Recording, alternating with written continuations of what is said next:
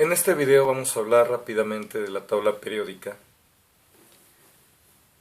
No vamos a hablar de todo el desarrollo histórico de la tabla periódica, que realmente ahorita no nos interesa, pues es un curso básico de química.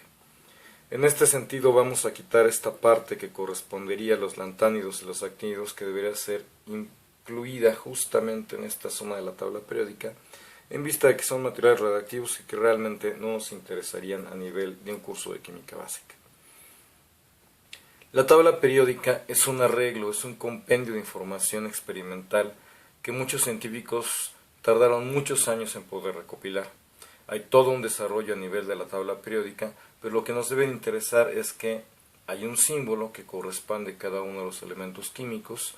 Este símbolo muchas veces no corresponde al nombre del español en inglés, porque viene de orígenes históricos a nivel de latín, por ejemplo, natrum, kalium, cuprum, ferrum, argentum, aurum, hydrargyrum, que tienen su origen latín muy antiguo. Tenemos los símbolos normales, que son hidrógeno, helio, litio, berilio, boro, carbono, nitrógeno, oxígeno, flúor, neón, y podemos ver que hay este símbolo que está asociado justamente al nombre y un número atómico. Este número atómico es el que corresponde a cada uno de los elementos y es diferente para ellos.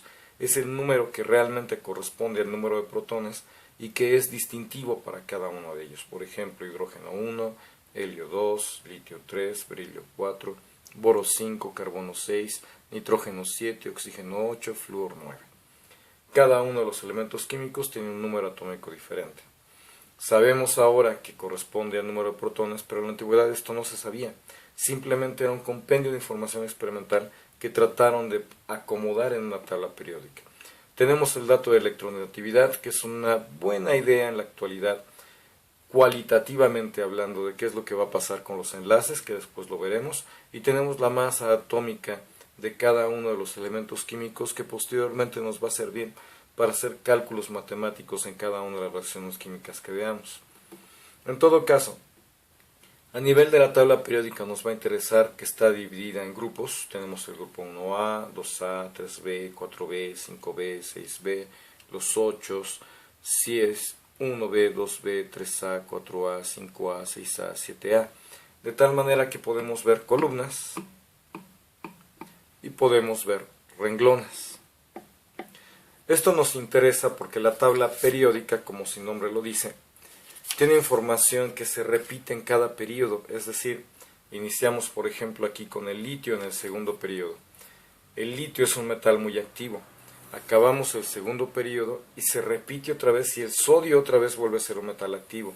De tal manera que tendríamos casi como escalas musicales donde las propiedades se repiten, las tonalidades, cada una de las características de los elementos se va a volver a repetir.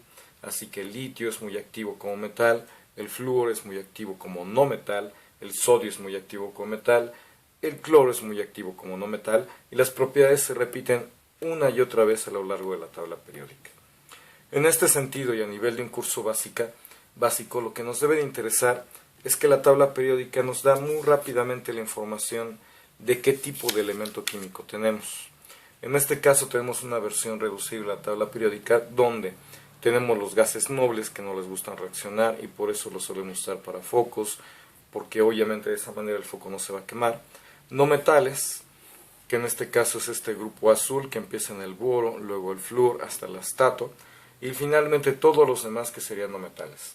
Esta clasificación es la clasificación básica que nos va a permitir ayudar a entender la clasificación de los compuestos posteriormente.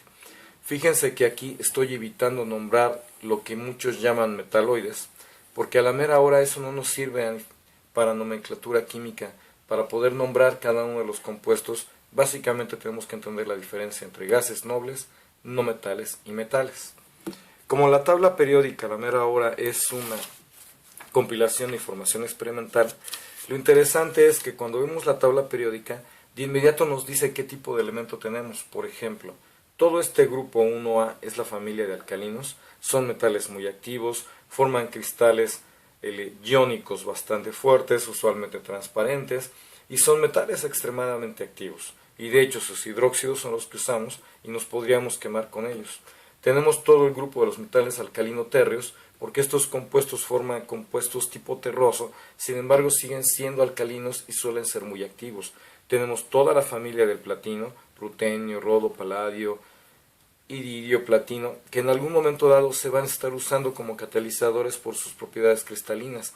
Tenemos el grupo de los metales de acuñar, cobre, plata y oro, porque toda esta familia, todo este grupo de elementos químicos son muy maleables, son muy dúctiles y por eso los podemos usar para hacer monedas, para hacer alambres, son muy buenos conductores.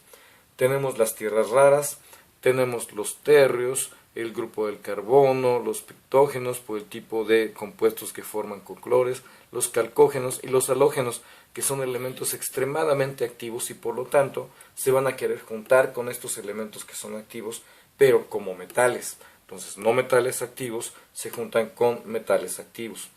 También tenemos por aquí metales que son muy duros y que resisten mucho la corrosión. El vanadio, el cromo, que se suelen usar justamente para proteger de la corrosión.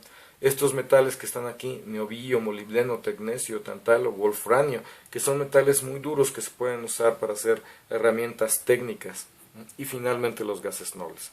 Lo interesante de esto es que simplemente con ver dónde está el elemento químico, tú ya tienes idea de cuáles son las propiedades que tiene.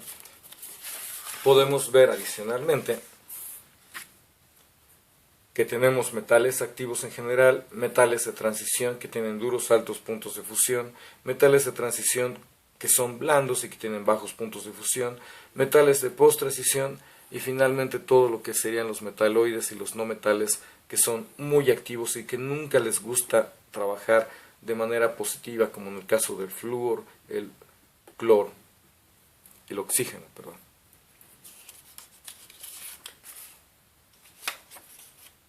A nivel de química básica, entonces, tenemos la tabla periódica y muchas veces se nos olvida la importancia de la tabla periódica en el sentido de que es un compendio de información experimental. En otro video vamos a ver lo que sería el átomo de Rutherford y de esta manera vamos a poder entender un poquito más de por qué esta tabla periódica está arreglada de cierta manera y cuáles son las tendencias que tiene una tabla periódica en la actualidad.